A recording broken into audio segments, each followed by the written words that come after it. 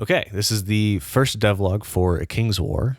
Let's start with the initial idea and then skip over a lot of the parts that didn't quite work and take a little inspiration from MCDM on how they do their devlogs. Hello, my name is Scott. I am a producer for audio dramas and actual plays, as well as a game designer. I run this little company where tabletop games and audio dramas meet. And this year we're looking at making audio dramas and card games. A King's War is the card game that we are working on. It is a deck battler, but not a collectible card game, as most deck battlers are, I think. A King's War first took life as an idea something like 4 years ago when I decided I liked the idea of the game War, the basic card game where you flip over a card and try and collect the other person's deck. But I didn't like how it was played, namely that it was just random and there was no real strategy to it. So I wanted to make a game that would capture that feel of war, add a little bit of strategy to it, and make it a tactical game where you fielded soldiers and fought with cards, as well as keep a little bit of that luck, just a little bit of a part of it.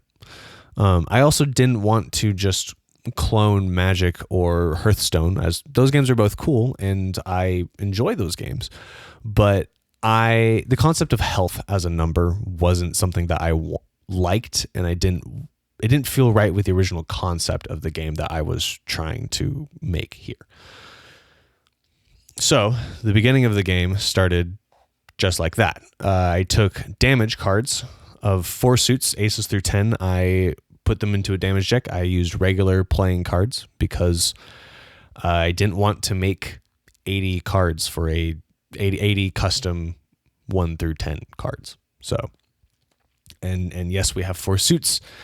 Playing cards just happens to have 4 suits. Just instead of hearts, spades, clubs, and diamonds, we have arrows, spears, axes, and swords. No real big deal. The next step was to then create 4 different types of units and put them in an army deck. So we have militiamen. What's upside down? We have militiamen, which have a point value of 10. We have regulars, which have a point value of 20. The veteran, which has a point value of 30. And then we have the war mage, which is a point value of 40. The war mage is for the Talvernon deck, and it has a special ability. I came up with 5 different special abilities in the beginning to create essentially 5 different decks. The other noticeable thing about the war mage is that it has no suit. That will come into play later. So at this point, we had 5 decks that we could play with for 5 armies to field. The core flow of the game involves deploying soldiers to your field and then applying damage and shield cards. 3 is the magic number, so you get 3 actions on your turn. To add strategy to it, you start a game with a hand of 3 damage and shield cards, and you can use them to deal damage, deal damage to an enemy soldier, put a shield on your own soldier, or you can deploy another soldier to your field. Any combination of each of these 3 actions will suffice. Once you have finished with your 3 actions, you draw back up to 3 cards in your hand and play passes to the other player. That other player then takes their 3 actions, etc. This leaves the win conditions and then the special rules to cover here. You win if your opponent has 0 soldiers deployed to their field. There's no health system. I mean, there is for the individual soldiers. This one's worth 10, this one's worth 20. And when you have enough damage cards that add up to be more than 10 or 20 in front of that soldier is then slain. But for you, the player, the monarch of your army, there is no health system. You lose if your field, if there's none of your soldiers are on the field in front of you. Even if you have soldiers still in your army deck, doesn't matter. You don't have any actively deployed. The second core mechanic of the game that makes this interesting is your aces.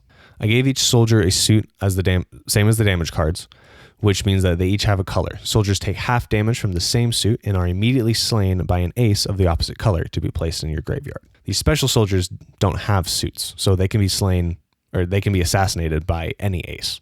So a lot of the strategy of this game revolves around how many aces has your opponent played yet. because that determines whether it's a good idea for you to play your special cards or not. This was the first iteration of A King's War, and it was fun. After a couple games, my lead playtester, Justice, and I looked at the special abilities on the special cards and looked back at each other and said, we need more of these. So, more soldiers to arrive in the next log. If you are interested, let me know what you think, or if you've got questions about where the game is headed or anything of like how game design as a process, leave me a comment in the doobly-doo or on the side in the doobly-doo. I'd be happy to answer as many as I can. This is my first shot at designing a card game, and I'd love to take this journey with you. Catch you on the flip side.